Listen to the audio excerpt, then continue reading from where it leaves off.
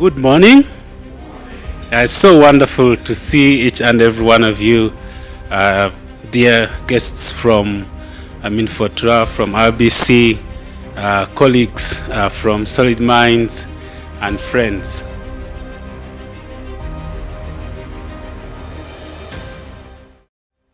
A compassionate workplace is not about being soft. It's about being strong enough to face the truth of what people carry. It's about being bold enough to say, mental health is health. We talk often about performance, innovation, and scale. But what if I told you that the most radical thing your organization could invest in is kindness? Kindness in leadership, in policies, in how we respond to failure and fatigue, in how we make room for rest and recovery, not just more output. This is the culture shift we are here to talk about today, from pretending and coping to caring and thriving.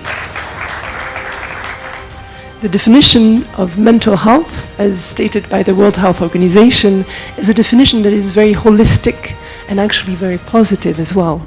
It states that it's defined as a state of well-being in which every individual realizes his or her own potential.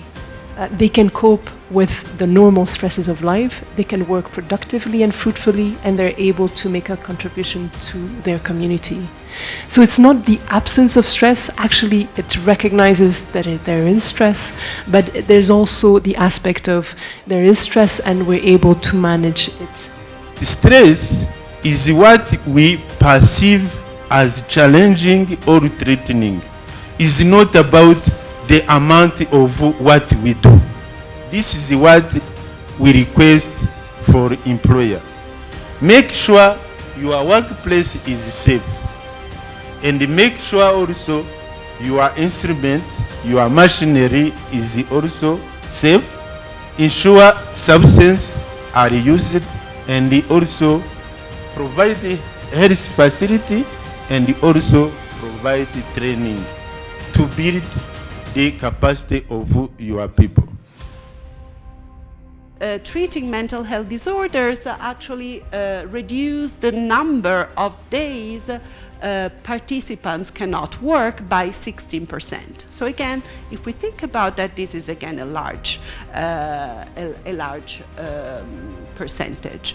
And then it reduces the probability of being unable to work by 9% percentage points, and this is equivalent to a 26% reduction in work days relative to a group of people that did not have these interventions. Participating to these interventions improved qualitative measures of performance at work. So we propose as an organization that if we are to contribute to compassionate spaces, we should consider 3 areas, and those would be access, belonging, communication, and connection.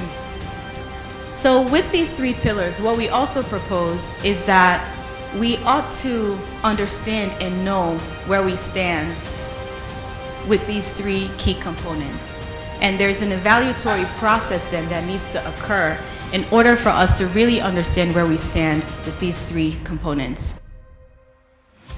I'm very happy to be part of the participant of this forum because it is really talking about the issue of mental health, which is a very big serious issue at workplace, especially when it comes to human resource management issues. When I speak about compassionate workplaces, we are talking about an empathic, open, and transparent environment. A workplace that is toxic is not compassionate. So a workplace that is filled with suspicion, opaqueness, lack of clarity, suspicions, and also projections is not compassionate. some terminologies we now throw around that were in the purview of Solid Minds and other organizations like Solid Minds, right? But now we know words like narcissism, we know about gaslighting, we know about all these things. We have all become professionals in one way or another. What does that tell you? With my anthropological background, I know one thing, that language tells you what is of concern at that time.